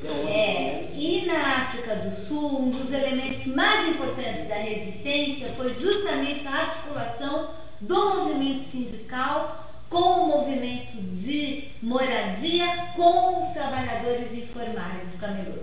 As mobilizações mais importantes na África do Sul, elas se deram em função dessa articulação, que também acabou ganhando alguns espaços, negociando algumas condicionalidades, e essa experiência já começou a ser trocada, né? Eu mesmo vou participar agora, quinta-feira, de um evento organizado pela CUT e por movimentos sindicais sobre a Copa, Então, acho que começou a ter uma pequena movimentação do movimento sindical, que é fundamental nesse trabalho de construção de uma frente mais ampla para se pensar um verdadeiro legado socioambiental e de proteção e dos direitos humanos, né, na Copa do Mundo, que acho que isso daí, esse legado, esse não está construído, essa pauta ainda não está construída. Bom, é rápido, então, porque ela praticamente colocou todas as questões. Eu queria só fazer duas referências em relação à questão da lei geral da Copa. Né, vai ter vamos fazer 3 audiências públicas. Né? Teve uma audiência pública hoje, com o representante da PIPA lá em Brasília, né? Estava lá nas ocupações, ainda não sabemos o que aconteceu, o que ocorreu lá. Mas no dia 1º de dezembro vai ter uma audiência pública em São Paulo, na Assembleia Legislativa. Então é uma oportunidade aí para todo mundo ir para lá, né? Vamos para a Assembleia Legislativa, depois podemos informar o horário, eu acho que é 2 horas da tarde, se eu não estou enganado, né? Mas a gente poder. Você está em São Paulo? Sim. Então, portanto, se você pudesse ir, todo mundo, assim, né, para nós saber. Aí o Vicente Cândido vai estar lá e os deputados de Brasília vêm para fazer uma audiência pública em São Paulo. O Simão Verde, tem alguns deputados envolvidos nesse processo aqui em São Paulo, né? O Adriano, enfim, tem um grupo aí articulando as coisas. Então a gente participar dessa audiência pública, né? Segunda coisa, em relação à questão do trabalho informal, um fato novo também, teve semana dia 26 em São Paulo, os comitês populares definiram 3 agendas nesse momento. A primeira agenda foi fazer, na verdade, no dia 30 de julho, quando foi feita aquela definição das chaves para as eliminatórias, no Rio de Janeiro, lembra? Fecharam o aeroporto era o aeroporto do Centro do Rio, né? Santos Dumont, que gerou toda aquela confusão para fazer toda aquela definição das chaves ali na Marina da Glória, né? Nós fizemos uma manifestação aqui em São Paulo, né, no dia 30 de julho, teve uma boa repercussão e teve no Rio e em vários locais, né? Aí começou a ter uma articulação do Fora Ricardo Teixeira e tudo mais, né? Então, o pessoal está fazendo aí, né, o pessoal da Associação Nacional dos Torcedores, né?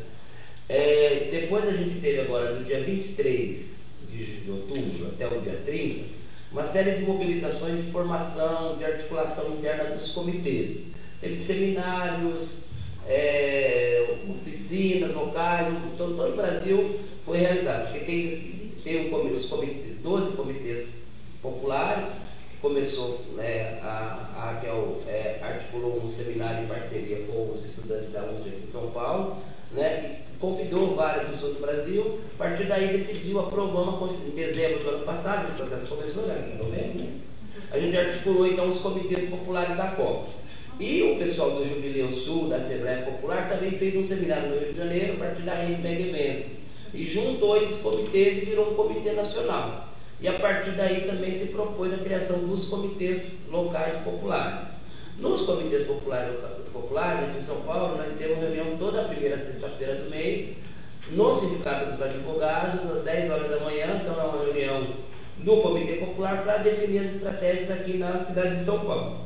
E o Comitê Popular Nacional pediu que até dezembro, ou até no final de novembro, começo de dezembro, a gente apresente uma lista das violações de cada cidade sede para entrar com uma representação na Organização dos Estados Americanos. Como foi feito com a questão de Belo Monte, fazer também uma denúncia internacional nesse campo.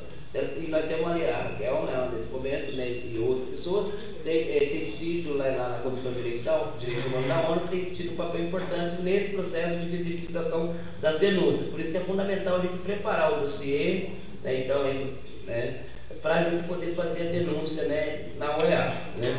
E em dezembro a gente fazer uma manifestação, uma outra mobilização nacional. Então, dia 1º de dezembro vai ter audiência pública aqui, até o final do mês a gente quer ter, quem sabe a gente vai estar pronto, um bom levantamento, né, sobre essa questão das violações, para a gente poder apresentar, juntar nos comitês e apresentar aí na Organização dos Estados Americanos. Em relação a essa questão dos trabalhadores, um outro fato interessante é que no dia 26 do mês passado, de outubro, teve o primeiro Seminário Nacional dos Trabalhadores Informais aqui em São Paulo. Inclusive a CUT, né, o Comitê Comitê de Políticas Sociais da CUT é que está envolvido nessa articulação. Então está tendo esse processo de aproximação da central, da CUT, com também o movimento dos trabalhadores informais, no sentido de constituir aí um Comitê Nacional dos Trabalhadores Informais para resistir a esse processo. Nós estamos fazendo esse processo, embora assim, a gente nunca, pessoalmente, o Comitê Popular não possa reunir diretamente com a CUT nesse processo, mas esse processo está sendo feito dentro dessa agenda e desse processo. Pessoal, quem mais está querendo levantar questões? Uma pergunta rápida, tem um site, um calendário dessa... Tem um blog, eu posso depois mandar para o e-mail para vocês, Comitê Popular, Blogspot. Nós temos um blog, né, que não tem um site, tem também, né, uma plataforma que dá subsídio para essa nossa agenda, né, que envolve uma série de questões que nós tiramos a partir desse encontro nacional que nós tivemos no ano passado, né? Tem uma rede nacional chamada Rede Mega Eventos, e tem também uma rede local que é do Comitê Popular São Paulo. Aí depois de tudo isso, se tiver uma lista de e-mails, a gente pode mandar todos esses contatos para ver como é que vocês se engajam nesse processo, que não é muito fácil, né? E quem está coordenando esse processo, quem está organizando pelo menos aqui as informações da sistematização é os meninos que trabalham com a Raquel lá na USP, o Rodrigo, o Vitor, né? Que ajudou bastante nesse processo de organização da rede, né, para a gente postar essas denúncias nos sites, nos blogs e tudo mais. Tem um processo da relatoria também de postagem de denúncia. Enfim, tem uma série de espaços aí onde a gente pode colocar as denúncias, e o blog do Comitê Popular de São Paulo. Né? E o pessoal do Comitê Popular de São Paulo organizou 4 grupos, 4 GT. Um GT jurídico, né, quem está pensando na articulação da audiência pública agora com o Ministério Público Federal. Um GT de comunicação que está trabalhando uma cartilha, parecido com a cartilha do pessoal do Ceará, né? E um GT que vai trabalhar o tema da formação, e um GT de mobilização, né? Que articula com o pessoal lá de Itaquera, com as regiões. Foi constituído também um fórum das favelas contra as remoções do despejo, no dia 20 de setembro, né?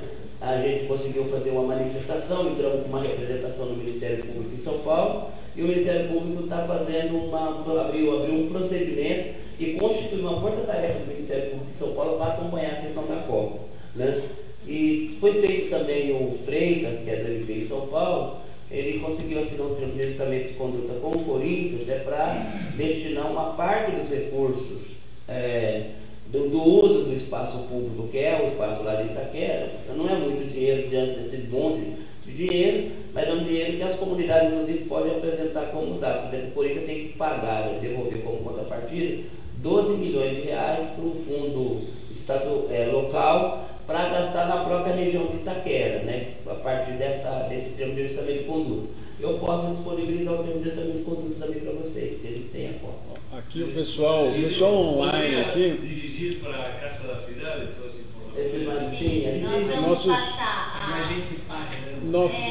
o link da plataforma NID, né, sobre Mega Eventos, que é simplesmente um local onde todo mundo que tinha informação foi postando lá, simplesmente para ter informação do que está acontecendo. Os vídeos, as denúncias, os comentários, os artigos do Brasil inteiro. Não tem nada muito estruturado, mas pelo menos dá para acompanhar todas essas coisas, né? Nossos e a gente vai internautas passar para todo mundo, para a lista da Casa da Cidade, o link dessa Os internautas passaram aqui, para quem tiver interesse, o Comitê Popular é http://comitêpopularsp.wordpress.com. Então, comitêpopularsp.wordpress.com e a plataforma é megaeventos.ning.com.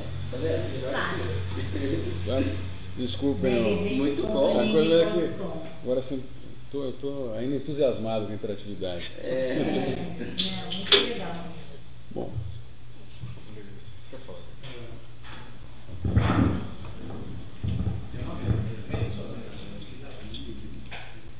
Pergunta mais dirigida a Raquel, né?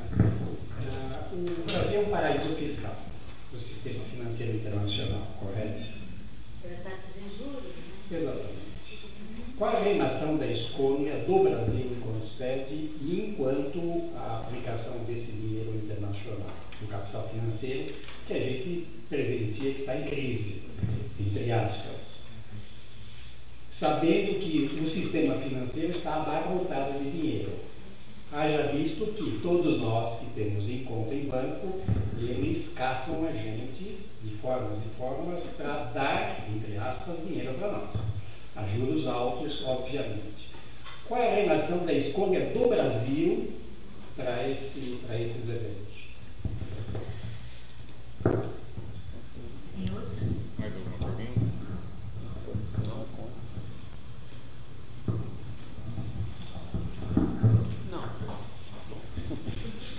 Só perguntar se você já tiver acesso a um desses contratos com uma das cidades da África do Sul, que foi vazado por um funcionário da prefeitura. Seria interessante, né, para a gente poder...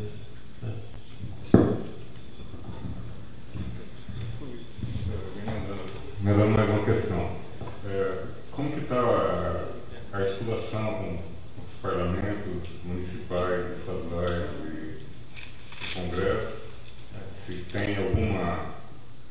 Se a gente pode esperar alguma reação dos parlamentares em que a gente tem votado e se vocês têm alguma informação sobre alguma relação da queda do ministro Orlando Silva com a questão da FIFA.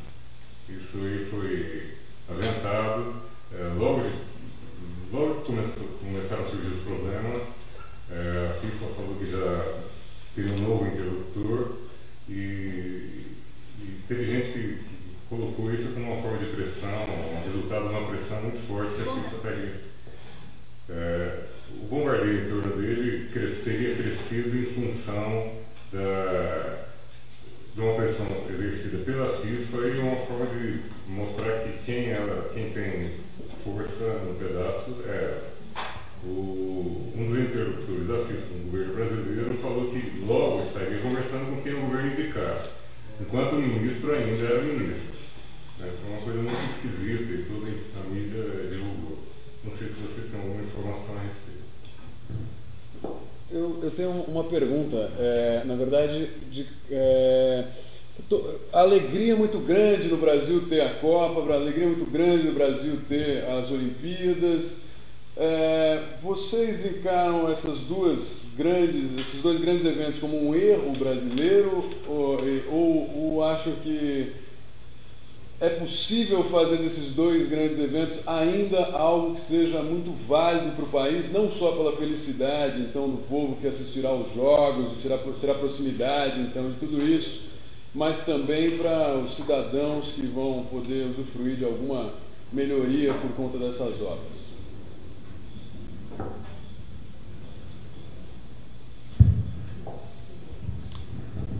Bom, a escolha do Brasil, e de certa maneira dialogando também com isso,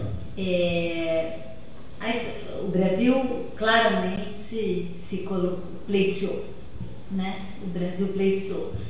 E esse pleito ele fez parte importante de uma estratégia, e aí eu olhando isso do ponto de vista do comportamento do Brasil no campo internacional, uma estratégia geopolítica do Brasil muito clara, né, isso muito consistente, de se colocar de uma maneira totalmente nova como player econômico e político internacional. Isso está muito claramente configurado e tem vários movimentos que vão nessa direção.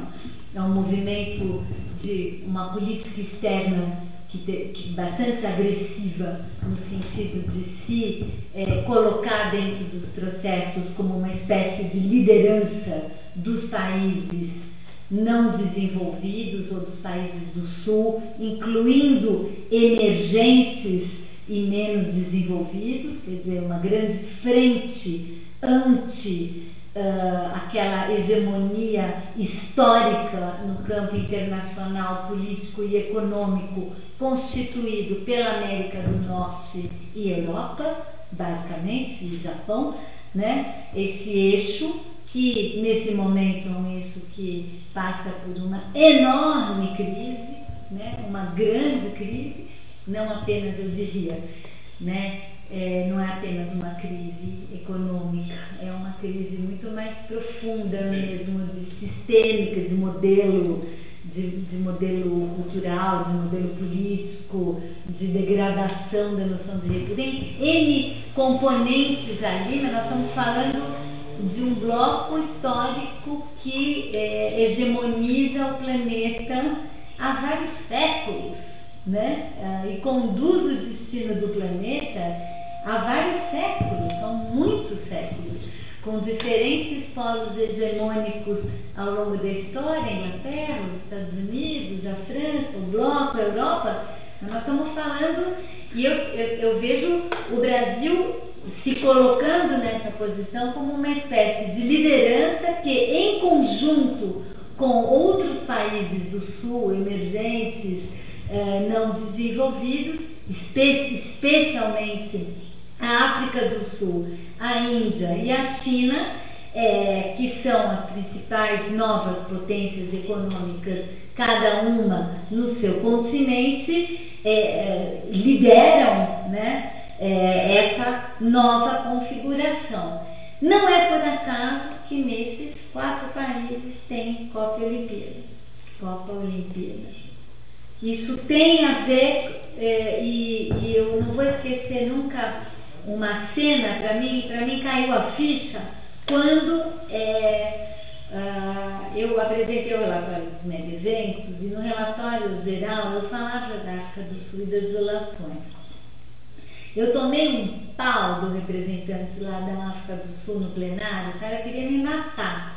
A crítica, a virulência da crítica que ele fez à minha fala, tentando desconstituir, tentando dizer que era mentira, tentando, né, foi bem pesado. E tudo bem, eu respondi, eu defendi, eu falei das fontes que existiam, tal, publicamente. Aí, como o negócio foi muito pesado, o pessoal lá falou, olha, eu acho melhor você dar uma conversada lá com o embaixador da África do Sul, para ver, né, se limpa a área com o cara e tal. Aí eu falei, bom, tentei, fui correndo lá, eu fui conversar com o embaixador da África do Sul, aí ele virou para mim e falou, não esquenta.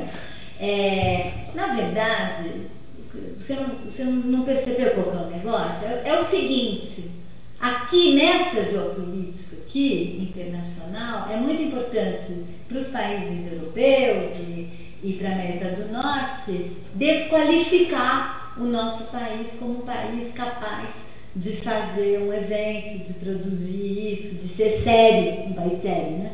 Somos um país sério, um país que pode assumir essa liderança, que pode crescer. Então a nossa linha que nós adotamos aqui de toda a diplomacia da África do Sul é não deixar nenhum tipo de crítica ao que a gente fez passar, de jeito nenhum, bater e dizer que não. É exatamente. Então, naí dá para se perceber que dentro dessa estratégia geral, se apresentar para o mundo como alguém que organiza um mega evento esportivo internacional e que vai dar tudo certo, os jogos vão começar na hora certa, as pessoas vão conseguir chegar, etc., é fundamental nesse reposicionamento.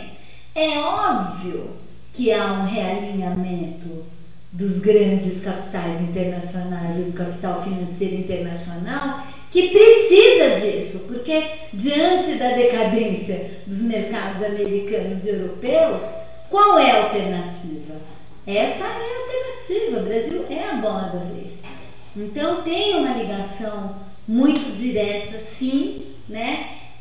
Faz parte desse mesmo jogo, tem uma perversidade ali, quer dizer, veja, crescer, se desenvolver, ter uma alta taxa de crescimento econômico, aumentar o emprego, aumentar as oportunidades econômicas, ou seja, todo o campo positivo do processo de transformação que está acontecendo no Brasil, aumentar emprego, tudo isso, todo esse movimento positivo, traz também toda uma outra externalidade, né, que vem vindo junto com esse e que é bastante pesada, né?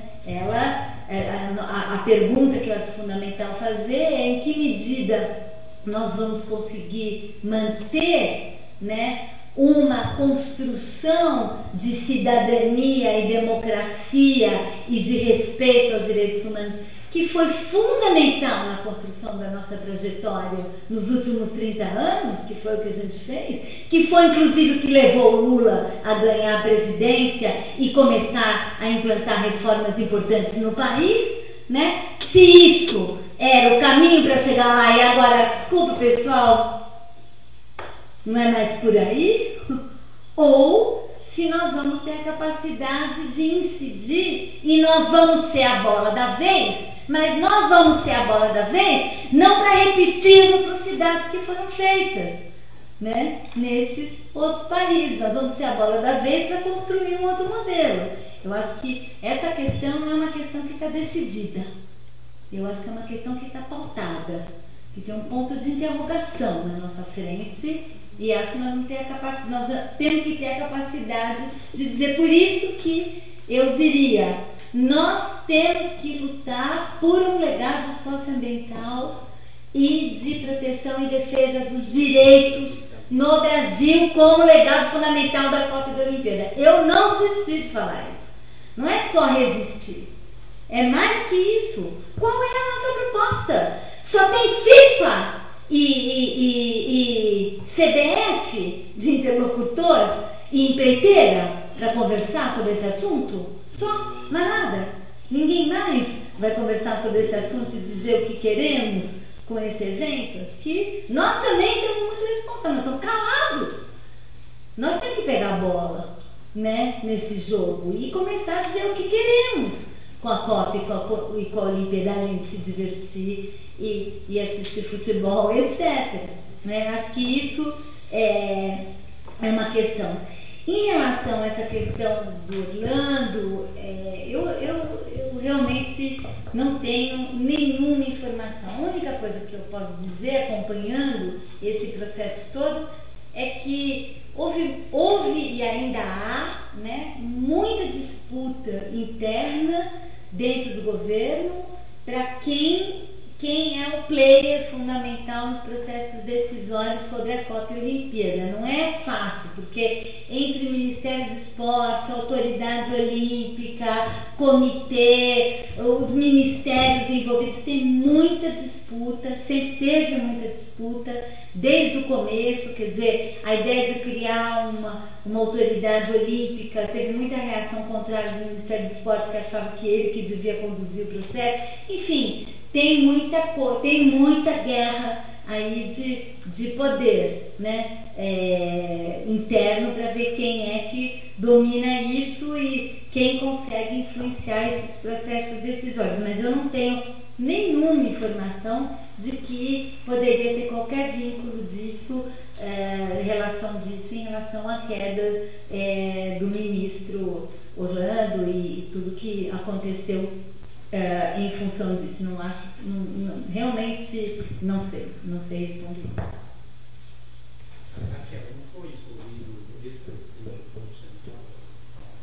O Henrique Meirelles, deixa eu só explicar, a ideia, tem toda uma história, mas enfim, a proposta do governo, o governo propôs ao Henrique Meirelles de ser o presidente da Autoridade Olímpica, de construir a autoridade.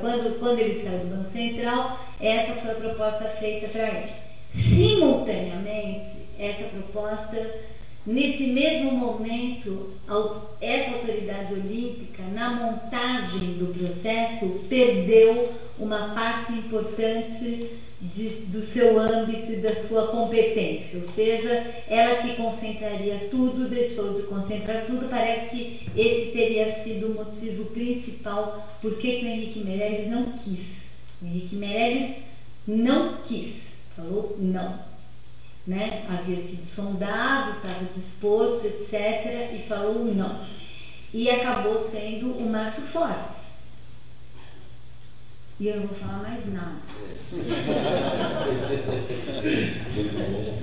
Então, né, duas questões, né, também. Acho que em relação a essa questão, né, da articulação com os parlamentares, né, a gente tem tido, pelo menos nós aqui do Comitê de São Paulo, uma aproximação, uma proximidade, pelo menos, né, com, na verdade, não organicamente no âmbito do comitê, mas até liberamos no comitê que nós vamos fazer, né, pelo menos uma audiência pública, né, em parceria com os deputados aqui do Estado de São Paulo. Já teve uma audiência pública articulada pelo deputado Simão Pedro, inclusive foi constituída uma comissão específica para fazer uma discussão. O ministro do Esporte teve aqui, né?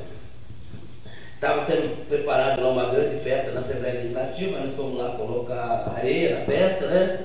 E foi bom porque a gente cobrou, pediu para o ministro mais informação sobre as remoções, o despejo. O ministro que levantar e ir embora, ele falou que ele tinha que responder, com aquele constrangimento, mas a gente foi lá, né, enfiar uma cunha, né, no dia que estava sendo preparada essa festa na Assembleia Legislativa em São Paulo. Foi no primeiro semestre desse ano.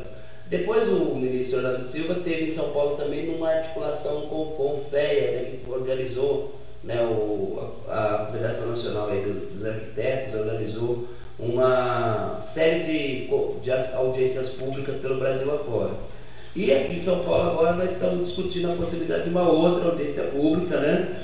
Já dialogamos lá com o deputado Simão Pedro, a gente tem dialogado mais com ele, tem alguns outros parlamentares também, mas é o que está mais perto dessa agenda. Aqui na Câmara Municipal, né, o processo está hegemonizado aí pelo PCdoB local, que é o Gilmar Tadeu, que é o secretário da Copa em São Paulo. E eu acho que ele tem uma posição aqui em São Paulo muito, assim, não tem função nenhuma, né? Não sei exatamente o que é a função. E não sei porque aqui se propôs o PCdoB a entrar nesse processo aqui na cidade de São Paulo também. Isso não é do meu, da minha competência aqui também dizer, né? Bom, então aqui em São Paulo, eu até sugeri para a Juliana Cardoso, ela propôs uma audiência pública em São Paulo, ela propôs, como tem a comissão, essa comissão especial da Câmara de São Paulo, talvez a proposição de um subcomitê no âmbito dessa comissão e pensar o que se fazer. Mas nós não conseguimos avançar nessa agenda com os parlamentares. Nós temos de fato um limite nisso, Fernando, de pensar, e quem sabe a gente pudesse refletir um pouco mais como é possível, né, melhorar essa articulação, tanto com a Câmara Municipal de São Paulo, né, como com a Assembleia Legislativa. O que vai ser essa audiência pública no dia 1º de dezembro, que eu acho importante a gente participar até para aprofundar um pouco mais aí essa relação. Sobre a questão aí da queda do ministro Orlando Silva, né, os comitês populares, né, fizeram uma nota até bastante crítica, né, em relação ao comportamento do ministro ao longo desse processo, né, uma dificuldade muito grande de dialogar mais diretamente sobre a estratégia, sobre toda essa questão também, né, na linha da pergunta do companheiro aqui, como é que é essa nota? Guilherme. Que o Guilherme fala, é um erro, é um acerto e tudo mais. Do jeito que vai, estamos caminhando com um grande erro nesse processo, né? Porque, olha só, né, a quantidade de estádio, o custo dessas mega obras, construção, por exemplo, de estádio em Manaus, em Cuiabá, que vão ser, né, a mínima vai ser tudo de elefante branco, né? Porque não tem jogos nesses locais. Sabe direito o que vai acontecer? Muito dinheiro investido, pouco controle social sobre esse processo, né? Muito pouca informação circulando. A gente vê aqui, né, entre nós aqui, uma suposta plateia de, né, pessoas bem informadas, a gente vê aqui com falta de informação nesse processo. Imagina o povo das comunidades da favela, como é que esse processo chega, né? Aqui a gente tem toda essa discussão e esse debate. Então, é possível avançar com um acerto nessa agenda? Acho que é possível, mas nós estamos ali no fio da navalha, estamos já no limite porque a Copa do Mundo vai ser em junho, junho de 2014. Nós estamos em 2011, há 3 anos. 2012 é a Copa das Confederações. Não tem estádio. 2013. Não tem estádio para a Copa das Confederações, nem definiram os estádios, porque, por exemplo, Salvador pode entrar se ficar pronto, Recife talvez. Imagina um negócio desse, né? Então, um monte de problema nesse processo, greve pipocando no Brasil todo nos estádios. Comitê Popular, Ministério Público, enfim, tem também, né, todo um processo de resistência em curso em que a gente possibilita a gente construir algumas alternativas. mas é muito pouco, né, para poder dar uma outra vertente para esse processo, para construir aquilo que a Raquel está falando, né, de um legado socioambiental, né? Mas, quer dizer, na linha que todos nós aqui defendemos e acreditamos que esse processo, quer dizer, poderia ser uma oportunidade para a gente avançar, né, na proteção dos pobres, na garantia de direitos, uma série de questões, no fortalecimento dos esportes para as comunidades locais, uma série de coisas, né? E a gente viu, né, está vendo aí, né, as lições do que está acontecendo, né? Nós tivemos uma audiência, só para encerrar aqui, né? Tivemos uma audiência com lá em Itaquera, um seminário, o Movimento Nossa Itaquera fez 2 seminários, né? E o André Sanches, né, falou o seguinte, né, num dos seminários. Foi, né? E lá ele falou o seguinte, olha, o negócio, meus filhos, vai ser para rir e para chorar. Tem gente que vai ficar feliz, né, e tem gente que vai ficar triste. Não existe obra só para cima, as obras também vão ser para os lados, vocês dizendo o que vai acontecer. Vocês imaginam, o povo tudo ali assistindo, querendo falar no seminário, o padre que coordenava o seminário, não deixando o povo falar, é uma revolta generalizada. Então, muito pouca participação, né, muito pouca transparência e uma dificuldade da sociedade civil organizada se articular em torno dessa agenda. Vamos e venhamos que nós temos muitos problemas e muitas violações, né? Estamos aí com o Código Florestal. Amanhã. E nós estamos, né, absolutamente pulverizados, né? Apagando incêndio aqui e acolá, sem ter muitas condições também de priorizar aquela ou essa estratégia. A situação do nosso lado também está um pouco complicada, vamos e ganhamos também. Então, acho que mais é possível, se a gente conseguir, né, de alguma forma, reverter a agenda que está em curso. Se não, a gente caminha, na minha opinião, eu estou muito pessimista. Eu não tinha, pessoal, eu confesso para vocês, como militante do movimento popular, eu não tinha a menor ideia, né, dos impactos que isso traria, né, até, né, porque eu chorei, né, o dia que o Lula conseguiu, né, lá também, né, provar, mas pô, legal, né, mas vendo depois, sentindo, né, não sabia, não tinha ideia disso também, né, imagino que, né, como militante do movimento popular, né, mas aí a ficha caiu, né, também desse processo, né. Agora, nós estamos também fazendo o que a gente pode, né, não dá para fazer tudo, né, porque nós estamos em muitas frentes também, todos nós, né, e vamos como sociedade civil, como movimento popular organizado, né, como organizações não governamentais, universidades, e fazer o que dá para fazer também, nós temos condição de fazer diferente também, né. Deixa eu só falar 2 coisas, eu esqueci de falar dos parlamentares, eu queria falar de um parlamentar que está particularmente envolvido no bom sentido com essa pauta e está tendo uma atuação surpreendente nesse campo, que é o Romário. O Romário é o cara que no Congresso está levantando, está denunciando a maneira como está sendo feita a Copa e a Olimpíada, está trabalhando essas pautas e tem pautado, tem estado presente. Ele tem tido uma atuação no Congresso Nacional, é o único deputado que eu vejo que tem se posicionado criticamente, levantado a voz e se mobilizado. O Romário... Veja vocês. Né? Veja vocês. Não, o Romário não é a primeira vez que o Romário faz essas coisas, né? Ele sempre teve muitas causas populares, mas como parlamentar, ele está sendo um parlamentar ativo.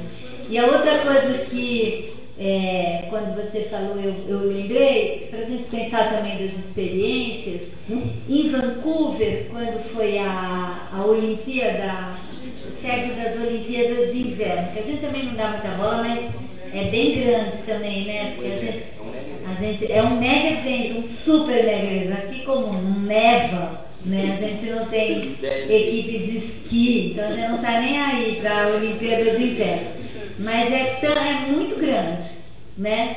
O mundo gelado todo se mobiliza. E foi em Vancouver e começou a acontecer a mesma coisa, e a partir de uma organização, de uma resistência e de um comitê, no caso é uma cidade só, né, Vancouver, eles conseguiram estabelecer um protocolo de conduta em relação à Copa Olimpíada e os temas de direitos humanos. direito à moradia, direito ao trabalho, trabalho decente, também tem várias coisas, tem um registro disso, desse protocolo.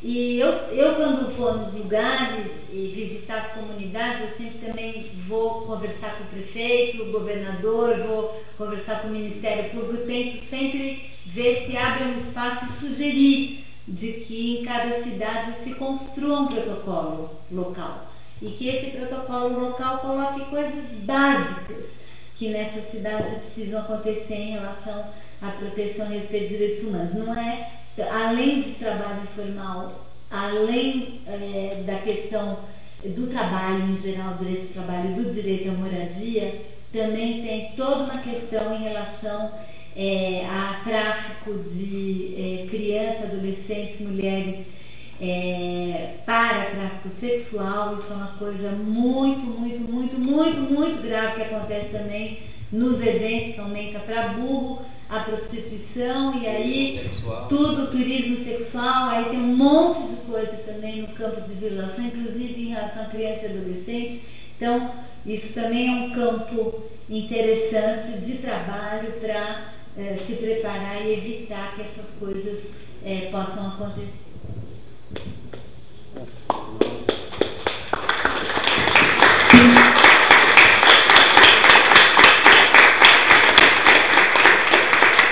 Eu agradeço, em nome da Casa da Cidade, a microfonia. Eu falo alto e eu acho que o pessoal aqui está pegando pelo outro microfone, mas,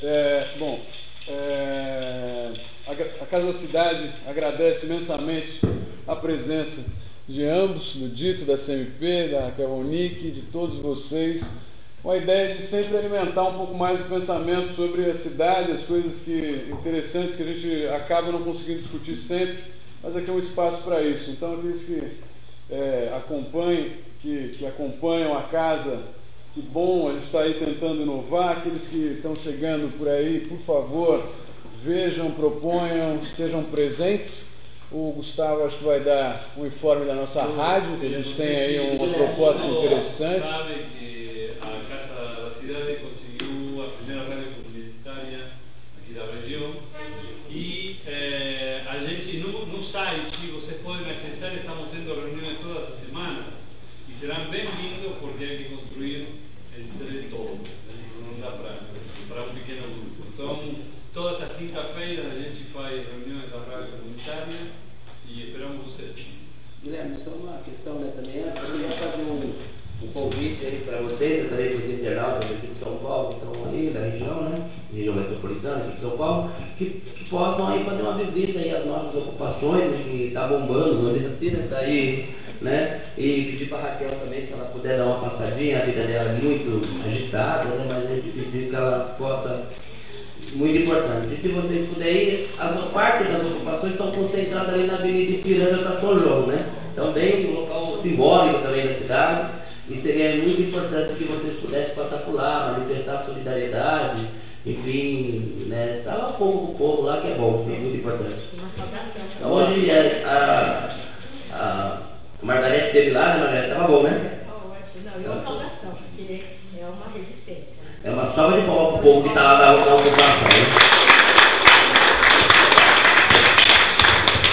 Só também pela interatividade, pela participação popular, falar aqui que então a Universidade de Coimbra está abrindo edital para bolsas para estudar orçamento participativo em Portugal e Cabo Verde. Tá certo? Boa noite a todos, obrigado pela participação e até a próxima.